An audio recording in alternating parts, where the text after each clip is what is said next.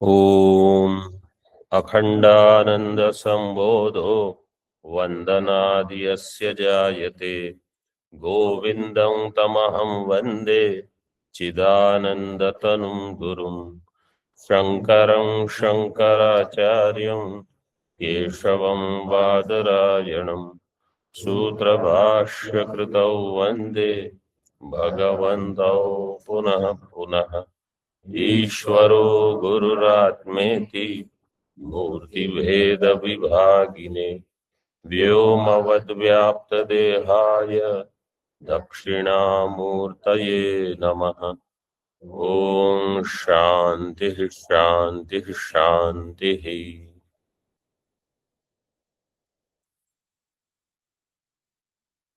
सर्व वेदांत सिद्धांत सार संग्रह में चित्त प्रसाद का प्रकरण चल रहा है।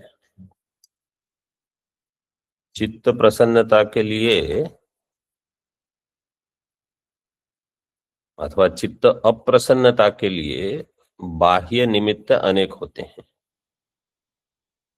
किसी भी निमित्त को लेकर अगर चित्त अप्रसन्न हो जाता है तो ब्रह्मनिष्ठा के लिए बहुत ही विघ्नकारी है।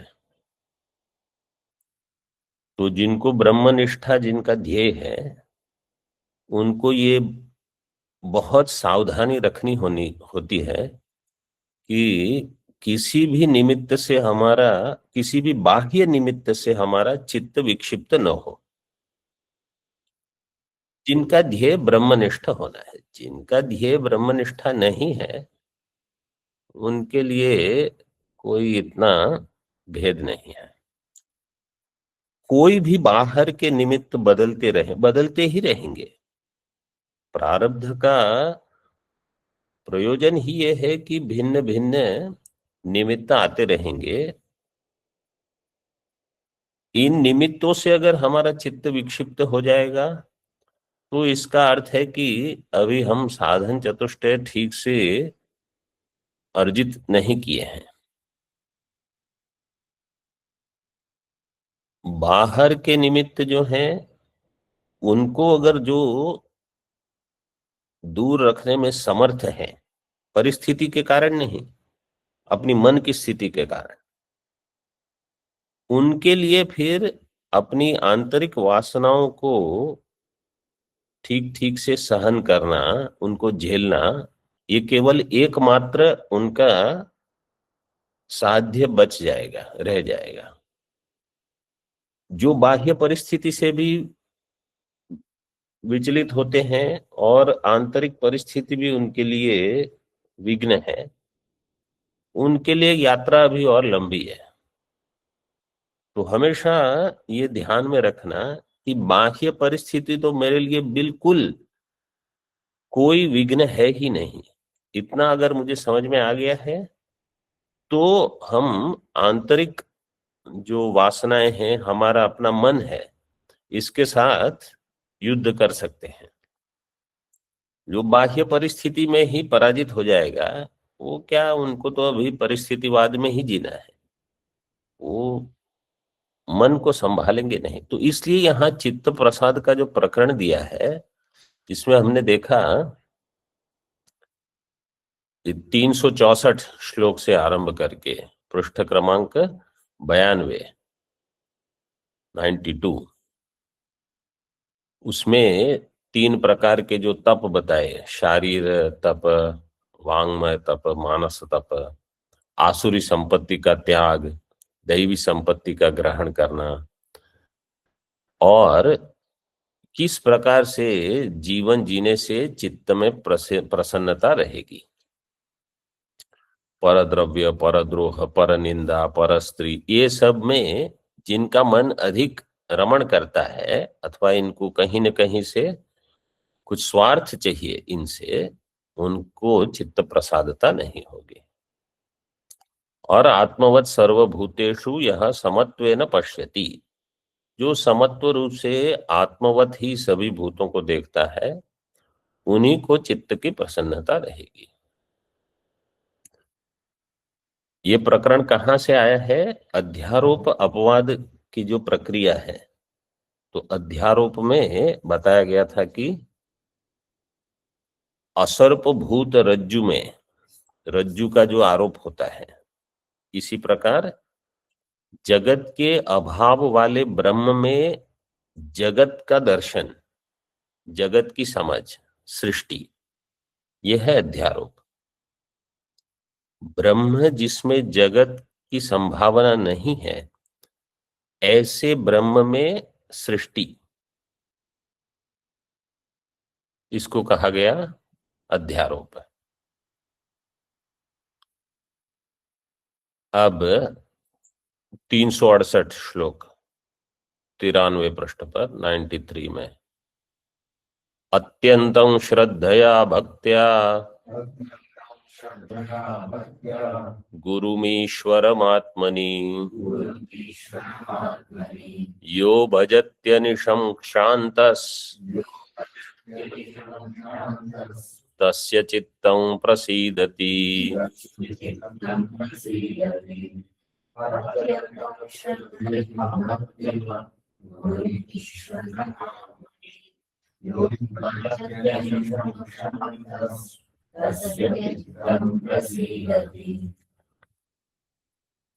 यो अत्यंतं श्रद्धया भक्त्या गुरुम यो क्षान्तः, अत्यंतं श्रद्धया भक्त्या गुरुम ईश्वरम आत्मनि अनिशम भजति तस्य चित्तम प्रसीदति। जो शांत है, शांत, शांत का अर्थ क्या है?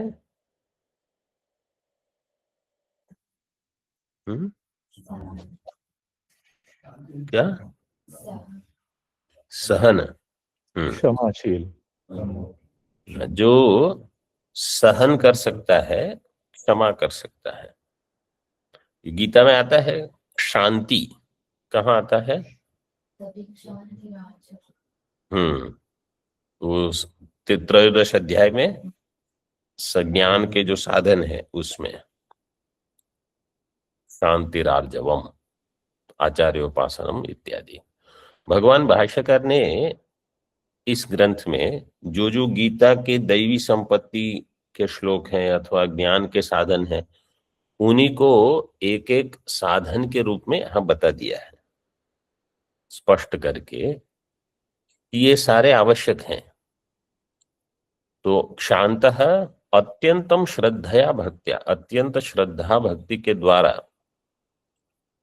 आत्मा में गुरु और ईश्वर को नित्य देखता है, उनका भजन करता है।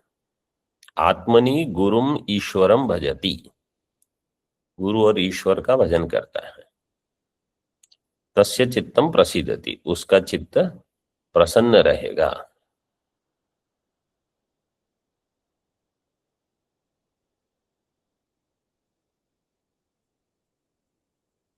टीका में देखिए, यह क्षान्तः सहिष्णु तितिक्षुर, शांत का अर्थ है सहिष्णु और तितिक्षु दोनों, लेकिन ये दो पद में भेद है।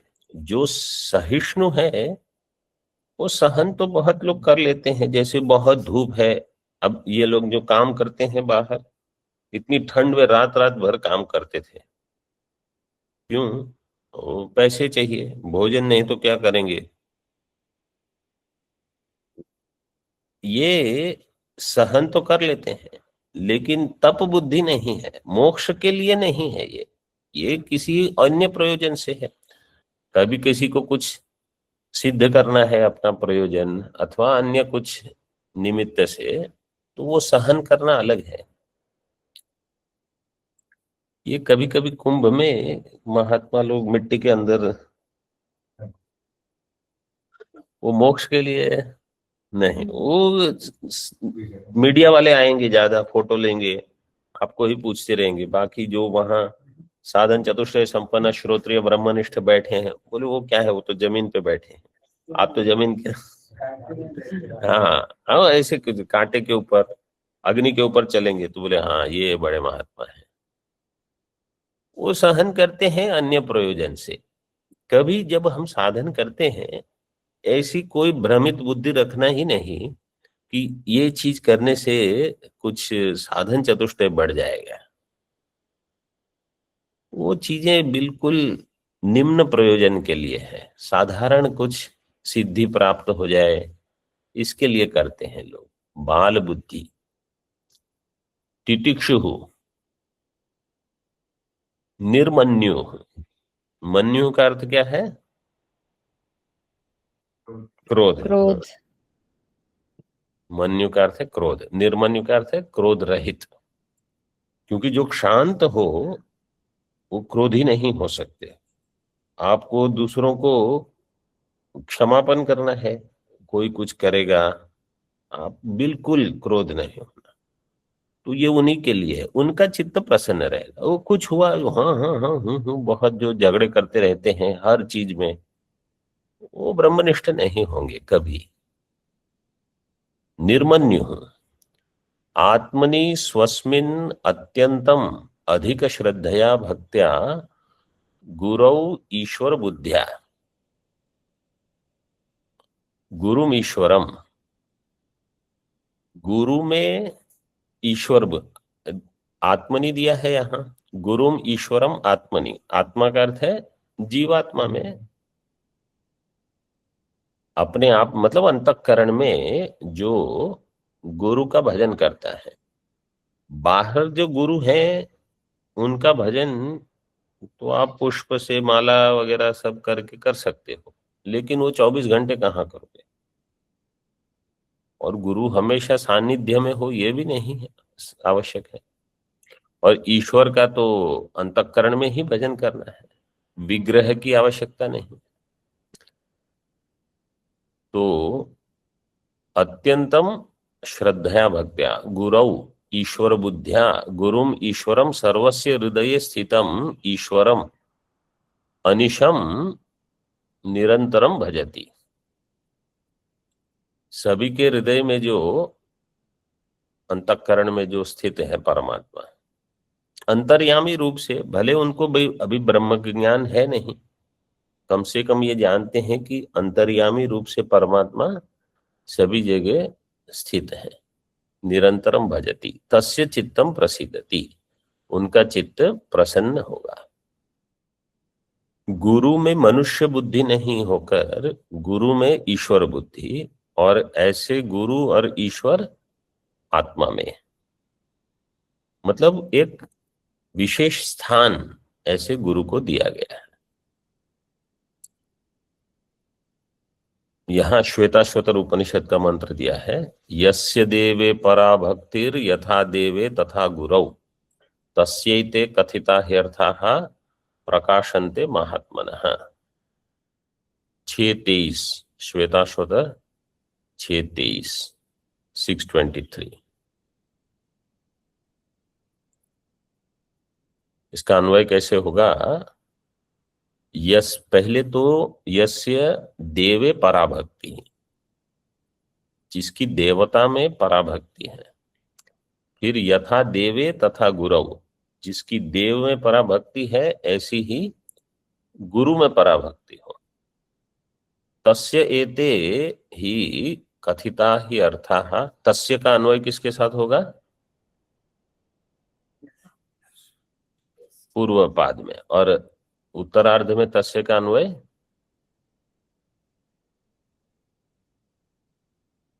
षष्ठी में क्या है? महात्मनः, षष्ठी में। तो तस्य महात्मनः कथिता ही अर्थाः प्रकाशन्ते। कुत्र कथिता ही अर्थाः? उपनिषत्सु। उपनिषद में जो कथित अर्थ है उस महात्मा के लिए ये सारे उपनिषद का ज्ञान प्रकाशित हो जाएगा, जिसकी गुरु में और ईश्वर में भक्ति है। जैसी गुरु में यथा, जैसी देवता में, इष्ट देवता में, ऐसी गुरु में, यथा देवे तथा गुरु। तो ये चित्त प्रसाद का एक साधन हो गया। आगे शिष्टान्नमीशार्चनमार्य सेवाम् तीर्थाटनं स्वाश्रमधर्मनिष्ठाम् यमानुशक्तिं नियमानुवृत्तिम् चित्तप्रसादाय वदन्ति तज्ज्ञाः।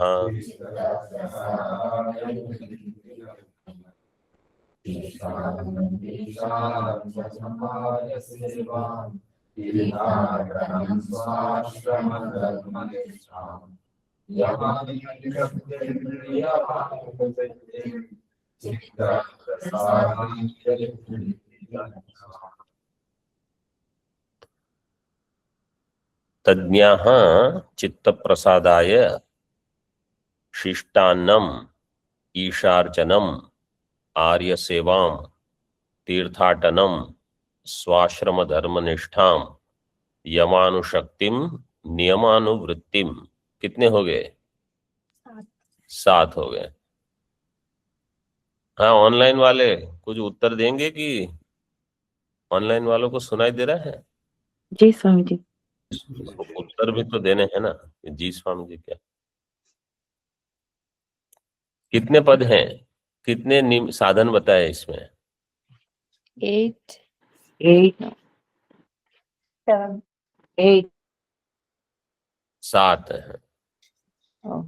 शिष्टान्नम ईशार्चनम आर्य सेवाम 3, तीर्थाटनम 4, स्वाश्रम धर्मनिष्ठाम 5 और 2 आगे वो 2 दिए हैं। और चित्त प्रसाद तज्ञाः। तो क्या क्या है देखिए। शिष्टान्नम, अच्छा टीका में ही देखिए, सब वहां स्पष्ट कर दिया है। तज्ञास, तज्ञाः का अर्थ है, तद का अर्थ है ब्रह्म, ब्रह्म जानन्ति इति तज्ञाः पंडिताः। तो ब्रह्म ज्ञानी चित्त प्रसाद के लिए अथवा चित्तज्ञाः, तज्ञाः से चित्त ले सकते हैं। चित्तज्ञाः का अर्थ है पतंजलि महर्षि, मतलब जो चित्त विशेषज्ञ है, चित्त के बारे में बहुत जानते हैं ऐसे। अथवा ब्रह्मज्ञानी, वो क्या कहते हैं? शिष्टान्नम, शिष्टम यज्ञ परिशिष्टम अन्नम, ये गीता में आता है। यज्ञ शिष्टा अशिनः संतो मुच्यन्ते सर्व किल्बिषे।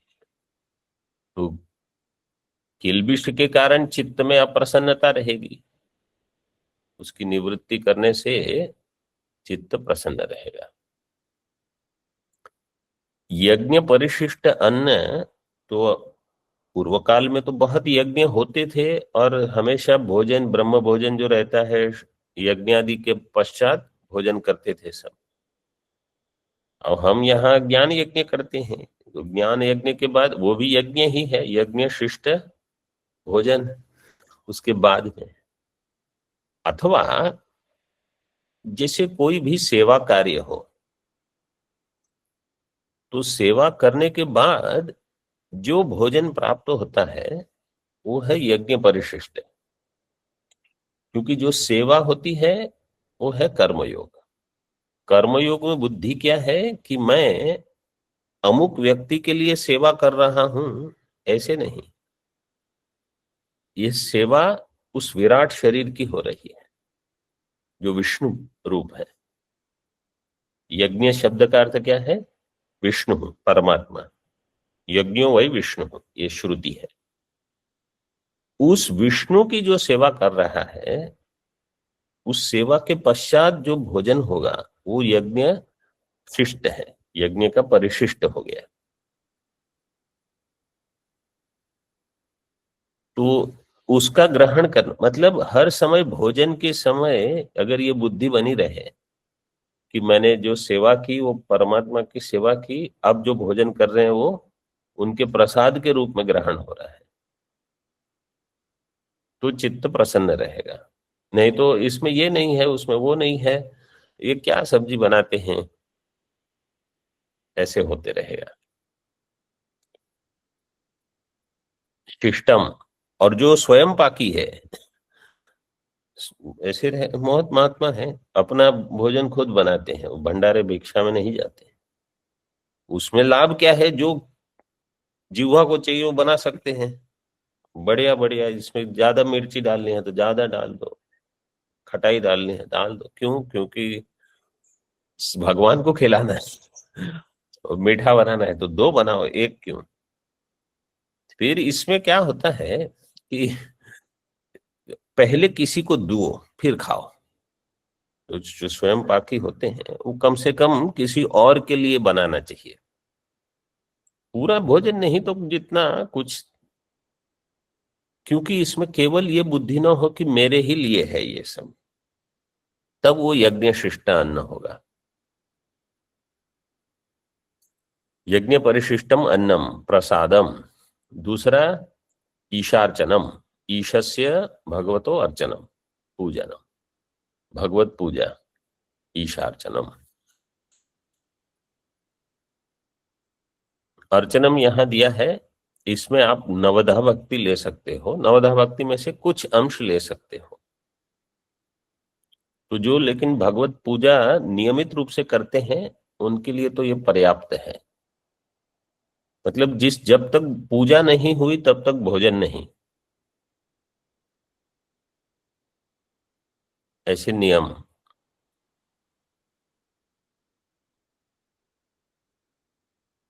ईशस्य भगवतो अर्चनम पूजनम। फिर आर्य सेवाम, आर्यस्य सुसंस्कृतस्य सेवा, जो शास्त्र मार्ग से चलते हैं और जो स्वयं ही प्रसन्न चित्त है, उनकी सेवा। सेवा का अर्थ है, भौतिक रूप से सेवा तो सभी लोगों को प्राप्त होती नहीं है। वो कहेंगे हम आपकी सेवा ही नहीं लेंगे, हमको आपसे कुछ नहीं चाहिए। सेवा का अर्थ है कि उनके प्रति एक आदर भाव हो। क्योंकि जो महात्मा कहेंगे कि आप हमारी सेवा मत करो, इसका अर्थ है कि आपकी सेवा से हमको विघ्न होता है, कुछ मत करो बस। सुसंस्कृतस्य सेवा, तो ऐसे आर्य पुरुषों की सेवा करने से चित्त प्रसन्न होगा। तीर्थ यात्रा, तीर्थस्य अटनम, स्वाश्रम धर्म निष्ठाम। तीर्थाटन जैसे हम गए थे महाशिवरात्रि के दिन 5 शिव मंदिर में, ऐसे 4 धाम यात्रा में जो जाते हैं, तीर्थाटन, इससे बहुत लाभ होता है। क्योंकि जो हम अपनी एक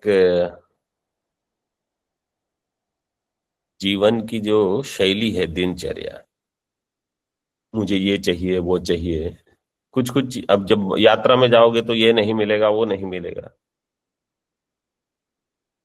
तो जैसे है वैसे जी लेना। मुख्य क्या है, जहां भौतिक चीजों के साथ हमको मन का समाधान करना है वो सरल है। समझो भोजन रोज 10:30 बजे मिलता है, एक दिन 12:30 बजे मिल गया, और ठीक है। लेकिन जब ये हो कि मैं जहां बैठा हूं मेरे पास ये बैठे हैं या वो बैठे हैं और मैं चित्त विक्षिप्त हो गया, तो कोई लोगों का ऐसा है कि 2 घंटे भोजन देरी से मिले या न भी मिले तो चला लेंगे, लेकिन व्यक्ति से उनका बहुत राग द्वेष रहता है।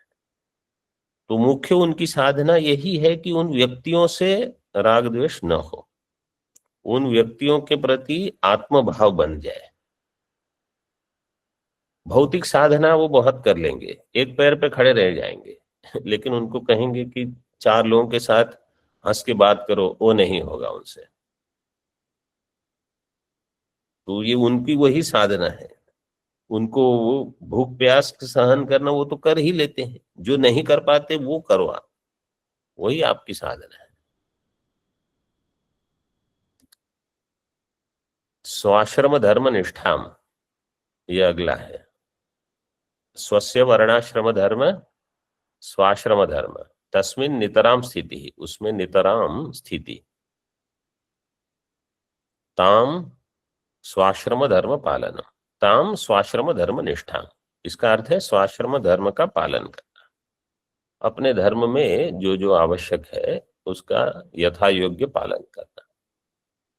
यमानुशक्तिम, यमेषु उक्त पंचके अनुशक्ति ही आसक्ति ही, यमानुशक्ति ही। यम क्या है? उक्त पंचकेषु, उक्त पंचक पहले बताए थे, हाँ, अहिंसा, अस्तेय, ब्रह्मचर्य, अपरिग्रह, ये 5 यम है। तो इन 5 में उक्त पंचकेषु अनुशक्ति ही आसक्ति, मतलब ये करने ही है, दृढ़ व्रत है।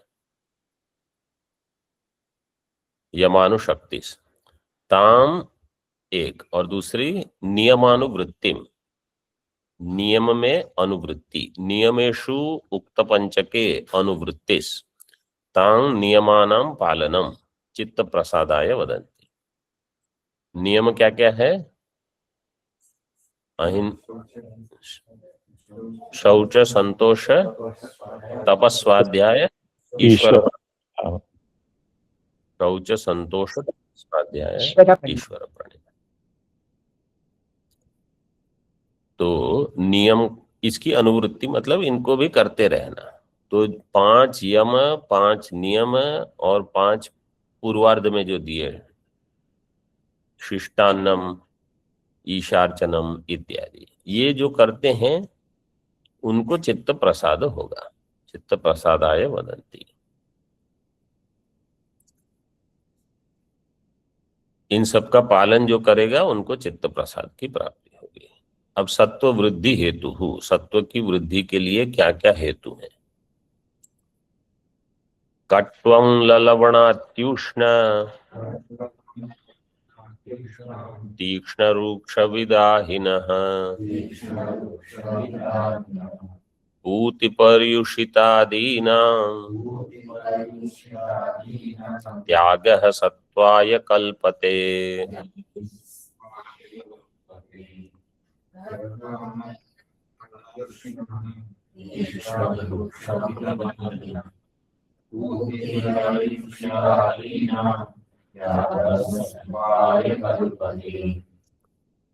पूर्वार्ध जो है ये समस्त पद है और ये गीता की ही पंक्ति है। उच्चारण कर सकते हैं सभी लोग कि नहीं?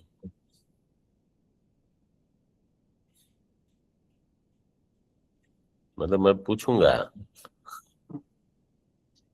क्योंकि आप बोलिए कैसे पूर्वार्ध। हाँ समझ, आप बोलिए। नहीं, कटवा नहीं, कटवा नहीं है, कटवा। हाँ हाँ ठीक है। कट्वम ललवणा त्यूष्ण तीक्ष्ण रूक्ष विदाहिन। क्योंकि गीता के समय हम देखते हैं जब ये होता है तो पूर्वार्ध कुछ लोग बोलते ही नहीं, वो कटवा, तब तक वो वहां बाकी लोगों ने श्लोक पूरा कर लिया। ये जो पूर्वार्ध है ये दोनों पूति पर्युषितम, ये भी सप्तदश अध्याय का है। कट्वश्च अम्लाश्च लवणाश्च अत्युष्णाश्च तीक्ष्णाश्च रूक्षाश्च ते विदाहिनः। 4 थे द्वंद्व सूत्र है, 4 में द्वंद्व समास करके ये सब कटु से कट्वम, इसमें उणादि सूत्र है।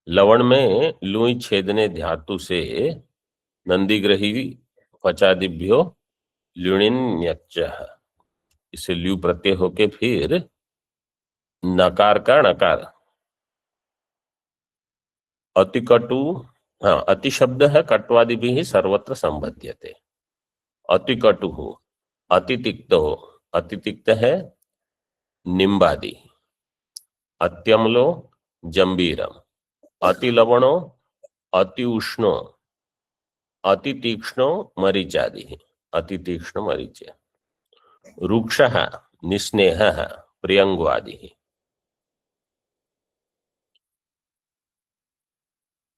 विदाही सर्षपादि, जो दाह करते हैं ऐसे विदाही सर्षपादि। इन सब का त्याग, ये दुख शोकामय प्रदाह तेषाम त्याग है।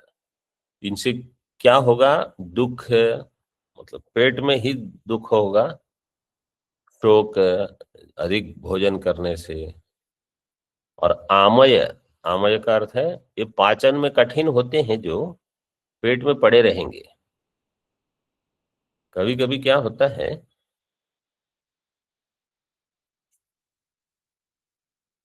जो जठर है वहां से तो भोजन आगे निकल जाता है, लेकिन आंतों में भोजन रह जाता है, इंटेस्टाइन में। स्टमक इज एम्प्टी, स्टमक खाली हो गया और इंटेस्टाइन में अभी पड़ा हुआ है भोजन। अब जठर खाली है इसलिए भूख लगती है, तो लोग क्या कहेंगे, अब बहुत भूख लगी और खाओ और खाओ, लेकिन पूर्व का भोजन अभी पाचन हुआ नहीं है। तो ये बहुत ही सतर्क, साधकों को तो बहुत सतर्क रहना है। केवल भूख लगती है, लेकिन वो एकमात्र निमित्त नहीं है भोजन के लिए। आपको ये भी देखना है कि पूर्व भोजन निकला है कि नहीं पेट से अभी। अगर वो रह गया है और भोजन खाते रहते हैं तो 2-3 दिन में बीमार हो ही जाओगे। जो महात्मा लोग अधिक अध्ययन अध्यापन करते हैं, बैठते हैं, पढ़ाते हैं, उनको तो ये और सतर्क रहना है, क्योंकि भूख तो लगेगी लेकिन पाचन होता नहीं है इतना सरलता से। तो ये सब नहीं तो फिर आमय प्रदाह, दुख शोकामय प्रदाह तेषां त्याग, इन सब का त्याग। तथा पूति पर्युषितादीनाम पूतिर दुर्गंधि ही,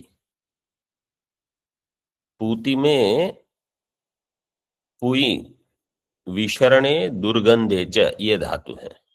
पुई पवने धातु से नहीं होगा, मतलब पूति शब्द बन जाएगा, लेकिन यहाँ दुर्गंध बताना है कि जो पहले से भोजन पका हुआ है उसमें धीरे धीरे गंध आ जाती है।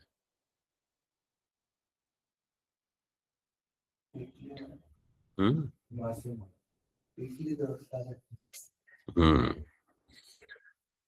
क्योंकि वो रात भर पड़ा रहता है, उसमें विकार हो तभी लोगों को आनंद आता है, लेकिन उसमें हम कुछ नहीं बोलेंगे। पूति में यहाँ सूत्र पूति भूति ये जितने शब्द बनते हैं इसमें सूत्र है तिक्तौच संज्ञायाम, ये सूत्र है तिक्तौच संज्ञायाम।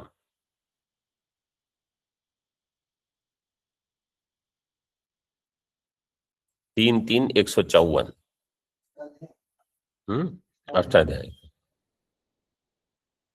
लघु में नहीं है।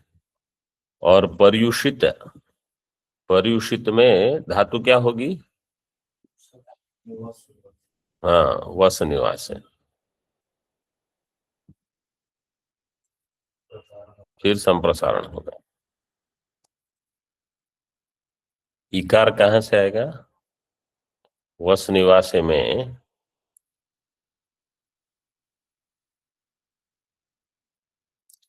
वसति क्षुधो रिट करके सूत्र है, वसति क्षुधो रिट, इससे इकार आएगा और फिर संप्रसारण वचिस्वपी अजादि नाम।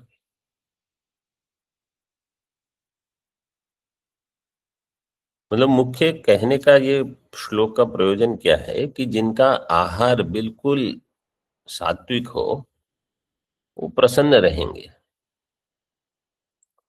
अन्य लोगों को संघर्ष रहेगा। लेकिन अब क्या है, ये भंडारे जितने होते हैं सभी में राजसिक भोजन ही अधिक हो जाता है, क्योंकि जो बनाने वाले आते हैं ना वो ऐसे ही, जहां 300 लोगों का भोजन बना है तो उनको यही आता है कि उसमें मिर्ची ज्यादा डाल दो, तेल डाल दो, बस।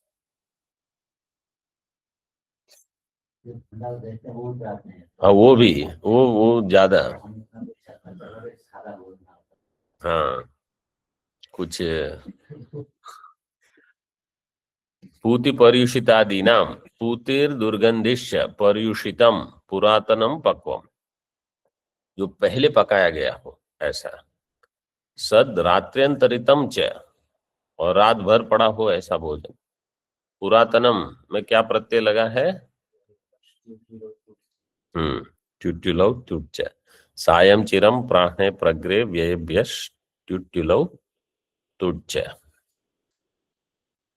पुरातनम, चिरंतनम, सायंतनम, ये सभी में यही सूत्र लगेगा।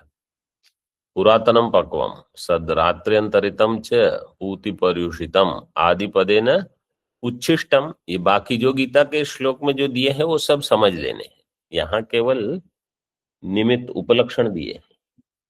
तो गीता में जो पूति पर्युषितम, उच्छिष्टम, अमेध्यम, मेध्य का अर्थ है पवित्र, अमेध्य का अर्थ है अपवित्र भोजन। अपवित्र भोजन तामसिक होता है।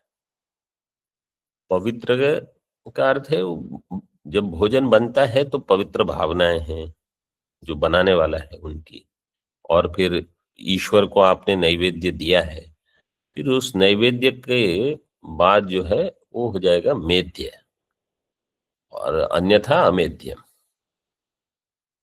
अमेध्यम का अर्थ क्या किया टीका में?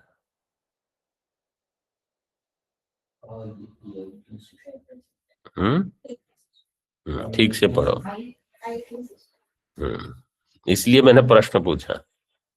अयज्ञ शिष्ट, जो यज्ञ शिष्ट नहीं है उनका त्याग करने से त्याग सत्वाय कल्पते समर्थो भवति संपद्यते च इति। और भी फिर दिए हैं सत्ववृत्ति के लिए, अगले पाठ में देखेंगे। ओम पूर्णमदः पूर्णमिदं पूर्णात् पूर्णमुदच्यते पूर्णस्य पूर्णमादाय पूर्णमेवावशिष्यते। ओम शांति शांति शांति। शंकरं शंकराचार्यं केशवं बादरायणं सूत्रभाष्यकृतौ वन्दे भगवन्तौ पुनः पुनः। ईश्वरो गुरुरात्मेति मूर्तिभेदविभागिने व्योमवद्व्याप्तदेहाय दक्षिणामूर्तये नमः। ओम शांति शांति शांति। ओम